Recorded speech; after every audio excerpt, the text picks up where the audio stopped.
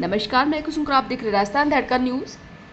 गुडागोड़जी के आसपास के क्षेत्र में ग्राम मैनपुरा, नंगली निर्माण, केड, छावसरी, ककराना, चंवरा सहित आसपास के क्षेत्र में बारिश हुई। तेज बारिश के साथ रुक रुक कर ओले पड़े, जिसके कारण किसान की फल सब्जी वाले किसानों को काफ़ी नुकसान हुआ। प्याज की फसल भी चौपट हो गई। Bureau report Sumer Singh.